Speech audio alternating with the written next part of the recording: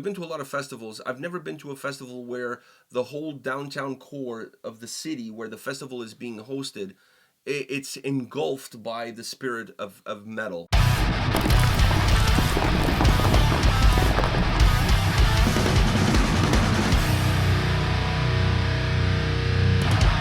Welcome to another episode from Takedowns to Breakdowns with A&P. We took a 2-week hiatus. I'm sure none of you missed it. We were at Inferno in Norway, and we're here today to give you a little bit of a quick overview of what the festival, of what the trip brought to the two of us. Yeah. I had a great time. Same. Great times were had. It was a great week in Norway. We were going there with hopes of making Norway great again. We found out that Norway's always been great.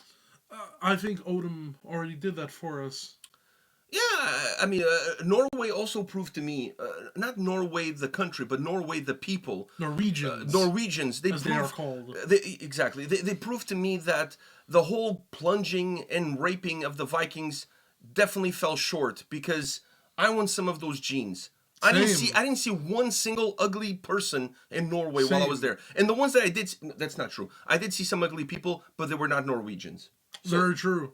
They were imports. So, as far it's to balance out the country. As far as the local DNA is concerned, top notch. It's to balance it out, man. Top notch. You gotta balance out. You can't have a country that good. You have to balance it out a little bit, you know. Yeah, so we're importing ugliness to balance out with the prettiness that you have there. It's like already. You can't have a country that's super safe. You have to import some crime. All right.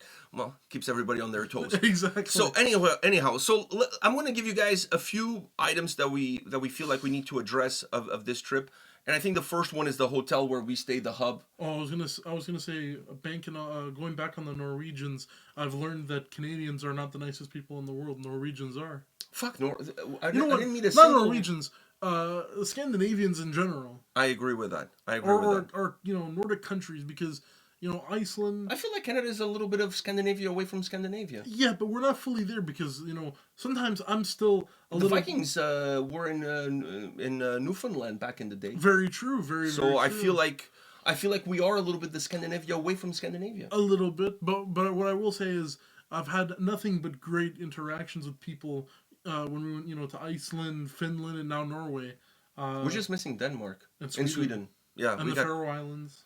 Yeah, that's kind of Denmark. Just don't tell them. So anyhow, let's talk about a little bit of the main topics of this Inferno 2024. I feel like we need to start with the hotel, the hub, the Clarion. I think that's how you pronounce it. Anyways, that hotel, when we were going there, everybody was talking about the buffet. Oh. And people did not lie. Holy shit. That was like Valhalla. That was Valhalla. That was the feast of the gods. They should have a little thing above, like... where you walk in? No, instead of saying second floor breakfast room, they should have had second floor Valhalla. That's it. No, they should just have the halls. That's all it is. The hall. The hall. Yeah. That's all you need. Anyways, if you've never been to that hotel, book a trip there just to try out the buffet. Mint. But it is a 5-star hotel, so at the same time, Dude, I've been to 5-star hotels before. I've never seen a breakfast like that. No, I'm not saying that. I'm talking about... The spread was incredible. I'm talking about, you kind of, actually, you know what? You kind of get your money's worth, because, yeah, you're spending a lot of money there, obviously 5-star hotel, but that breakfast right there, that's like half your day's, intake of food, and you don't have to spend... In selection, too, like... Fuck, you can have, like, whatever you want. There's a chef making omelets for you. You could have a new thing every day for a week. And the great thing about, if you're planning on going to Inferno in 2025, the great thing about staying at that hotel is really the hub of Inferno. Oh, yeah. Because the conference for 2 days, the first 2 days of Inferno, there is a conference where there's people from the music industry, and there's panels and talking about like hot topics we were there as part of one of the panels about influencers and stuff like that. So there's great topics of discussion, and everybody who's who of the music world, either be festivals, PR companies, labels, everybody's represented there. So it's a great way to schmooze and build networks and build connections. I guess for us. For anybody. Like, I mean, if you want to get into the music business, if you want to rub elbows with the bands that are playing the festival, staying at that hotel is also a great thing. Because whoever's playing at the festival, if they're not on tour and they're just coming in for the show... they're going to be at that hotel. They're going to be at that hotel. You walk in the lobby and you see, like... Everybody who's anybody. We were having breakfast, and Nurgle from Behemoth walked by and said, "Hey guys, how's it going?" And we were like, "What the fuck?" I'm not gonna lie. He jizzed in his pants. So Stiffy activated. yeah, we met a bath at the lobby. Like, I mean, it was just like fucking insane. We took a picture with the bath too. So you gotta stay at the hotel. I think staying at the hotel, it's the first step towards the greatness of Inferno and an experience. It's also very close to the it's like 10-minute walk. Not even It's very close. It's really the hub of where everything is happening. Like I said, all the bands are staying there. Great breakfast, great facilities. It's also the conference is there. It's also the hub of Well, from what we for know, that week, Oslo is that hotel. Oslo is that hotel and everything around it. There's so much cool stuff around it, and we didn't know this until actually, you know what? I'll save this for the Black Metal Tour Bus part of the. All right, yeah. So discussion. and then the next thing I got to talk about is the festival itself. The venues, the Rockefeller, John D. I love the fact that you can go from one to the other without even going outside. So if it's rainy and you don't want to get wet, there's a little bit of like a stairwell that you take from one to the other, so you can. And the other great thing about it is that if you don't want to miss any band, you don't miss any band. One band plays on one stage, that band finishes, the other one starts. Yeah. So maybe you miss like if you don't, you may like miss the last song. Maybe if you want to get good. Yeah, what I was doing, I was like, okay, like the other band is about to start. I'll miss like one song from this band, so and I'll get walk a good over. Spot. Yeah, because for example, for 𝗙𝗥𝗢𝗧 𝗕𝗥𝗢𝗪𝗡𝗔𝗞𝗗𝗙𝗪𝗡, the place got so packed that they stopped people from getting in because more people wanted to get in, but they couldn't get in because the place was like overcrowded. They have somebody like with a ticker counting how many people can actually be there. So when they reach a certain number, they don't let anybody else. I actually know that. Yeah. There was a person sitting at the top of the stairwell counting the people that would go in, and then same thing on the other side, because you can also get into John D from the outside or the inside. Yeah. So they were counting that, and I know for the only band of the festival that reached the maximum capacity at John D was 𝗙𝗥𝗢𝗪𝗡𝗗𝗓 𝗙𝗥𝗢𝗡𝗙𝗢𝗪𝗡. Now on the other side, on Rockefeller, the band that had the biggest crowd, 𝗙𝗥𝗡𝗪𝗡𝗙 𝗙𝗥𝗢𝗪𝗡𝗙. But everybody was there for 𝗙𝗥𝗡𝗪𝗡𝗙 𝗙𝗥𝗢𝗪 30-year anniversary. If you weren't there, then I don't know, man. I feel like people went there. There was a lot of people that went there just for 𝗙𝗥𝗡𝗪𝗡𝗙. 30-year anniversary. They brought all the old members back for a song. I don't think you could ask for a better story and a better finish to the Saturday night than 𝗙𝗥𝗡𝗪𝗡𝗙. Yeah, because that lineup on that Saturday night was amazing. From top to bottom. Yeah. From top to bottom. And the lineup overall was great. It's a lot of people think of Inferno as a black metal festival. It's not true. Obviously, there's a lot of black metal bands. It is Norway after all, but there was a lot of bands that had nothing to do with black metal performing that put on a great show. Me and That Man is very detached from black metal. Orbit Culture, nothing to do with black metal. Very Signs true. of the Swarm, 200 Stab Wounds, Vomit Forth, and the list, 𝗙𝗥𝗢𝗪𝗡𝗙 𝗥𝗢𝗪𝗡𝗙, Crypta, all of these bands have nothing to do with black metal, and they all were performing there. Absolutely amazing lineups. And they had good crowds. Yeah, I think you discover Mantar. That was a band that you didn't know. Yes, Mantar was a band I didn't know, and then watching them, I'm like, fuck, why don't I know these guys? Like, they were badass, dude. They were badass, not only because of the music, but because the guitar the pedal fucked up. The pedal fucked up, like... The pedal box fucked up. The pedal box fucked up because basically he was stuck in like normal sound, right? Because you can see him trying to step on the different distortion pedals and nothing was happening. So he was like halfway through his set, he's like, fuck it, we're still gonna go. And then they continued, and he's still trying. No, but he just fiddled his way through it. Amazing performance. But it doesn't matter because the performance and doing that showed the love of just playing. He's like, fuck it, I still like. But I think they're a band that has that live feel to them. Just a drummer and a guitar player facing each other, not facing the crowd, facing each other. That was awesome. I think that was the band for you that from the bands that you discovered, that was it. For me, was Carpathian Forest, and not because you were selling butt plugs as part of their merch. That also helped. But fuck, I really love their sound because, and you know, the funny thing about their sound is that they have two sounds. They have the more traditional black metal sound, and then they have the black and roll sound, like more rock and roll, almost like Midnight and Bewitcher and bands like that. I'm not necessarily a huge fan of their more black metal side of their sound, but the fucking rock and roll side of their sound, it was amazing. And live on the big stage at Rockefeller, I thought was phenomenal. To me, they were the band that was expecting the least from the one playing on the main stage and the one that probably delivered the most. So I was really happy with that. Can't go wrong with black and roll. Yeah, and the venue is great. Like I said, you can connect. Tons of bars, a patio where you can get moose meat and all sorts of stuff. If you wanted then they moose have meat. DJs playing songs like from the 80s and stuff. Catherine from Sylvain was doing a DJing and stuff up there. There's a balcony. There's a lower level. There's a tattoo expo inside the venue. So if you don't like a band and you want to get a tattoo in the meantime, you can go get a tattoo. And the tattoos are not pricey at all. No, and there's a lot of different artists, so you can see all of their repertoire and you kind of pick and choose what you want. So the festival art was that you can buy, which if I had room, security was really cool too. Like they were not a bunch of tight asses. You know what I mean? Dude, the art. If I had room in my bag to carry the art, because I was carrying the tripod the whole fucking time, in the airport at least. I would have bought, because those pieces of art were beautiful. Oh, you mean at the hub at the hotel? There's actually there's a conference, and there was also an art exhibit with art from different album covers. The artists who made the album covers showcasing the art, and you could purchase it. But then actually at the show you could purchase art from them, like stuff that album covers, yes, but also other pieces of art that they had. So great hotel show. We covered those two. We also did a black metal tour bus hosted by Enders of Cadaver. We have actually on our own channel, we have a vlog of the festival and we have a vlog of the black metal tour bus.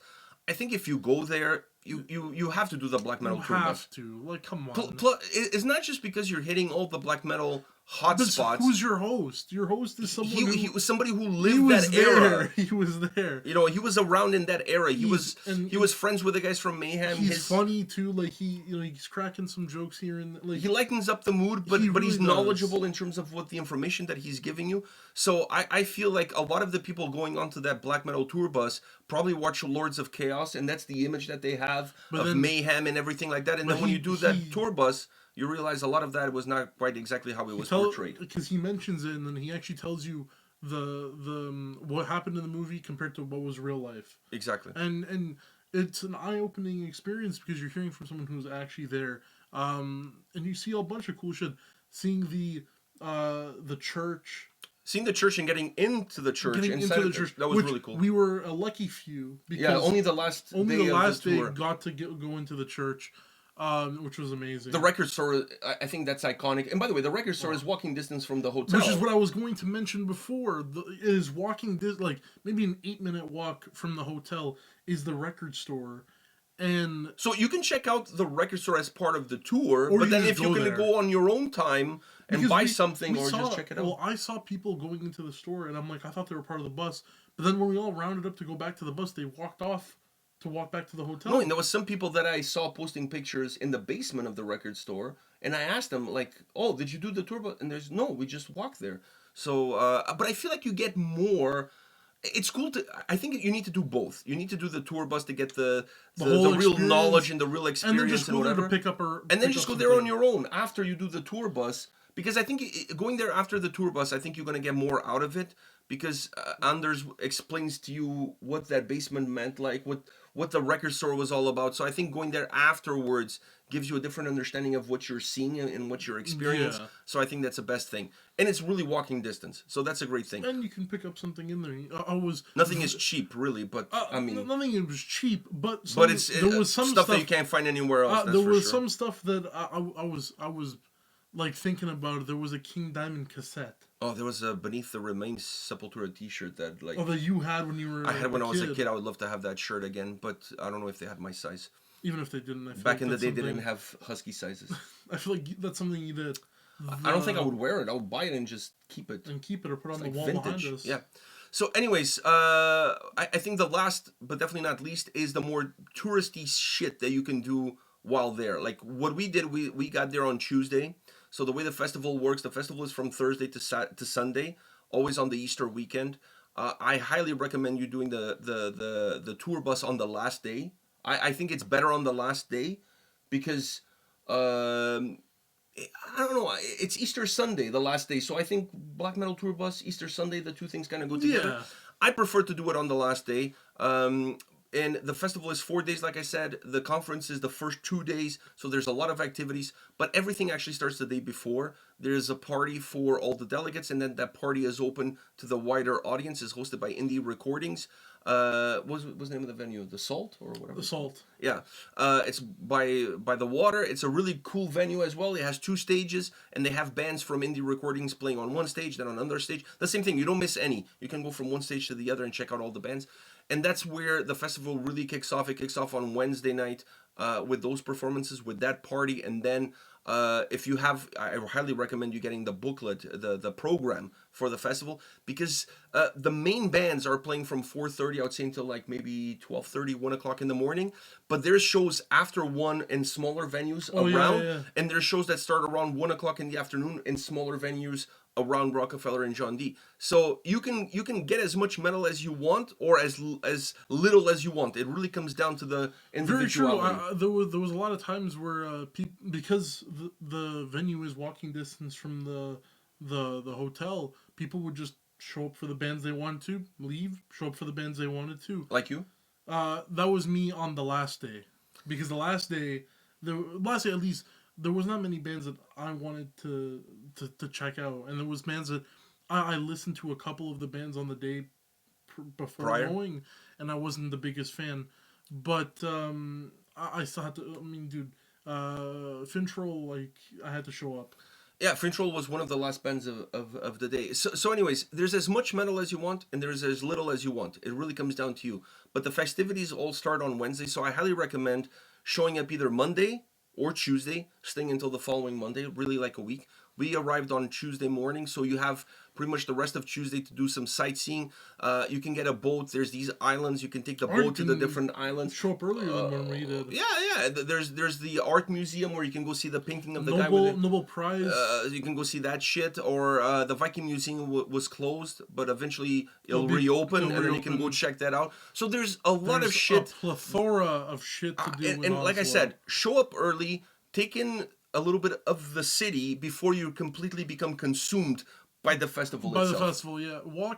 I feel like walking around Oslo... And it's a really easy city to walk around. Yes, but walking around Oslo, it just gives you this... Felt safe, too. Like, I didn't feel I never felt like I was like, I'm going to get mugged here or something. Yeah, no. There was some questionable people here and there. Yeah, but they're everywhere. Especially my experiences. Yeah. But other than that, I just love walking around. Like, even there was times where the festival is over, and it's like, or not the festival. I think the day before the festival happened, it was like late at night, and I was hungry as fuck, and I just walked around the city looking for something, and I didn't feel, yes, weird people, but I didn't feel not safe. Yeah, and there was a few nights that a few of us after the headliner was finished at Rockefeller, we went to some of the smaller venues that still had bands playing until like 3, 4 in the morning, and we went to check out some of those smaller bands playing those venues.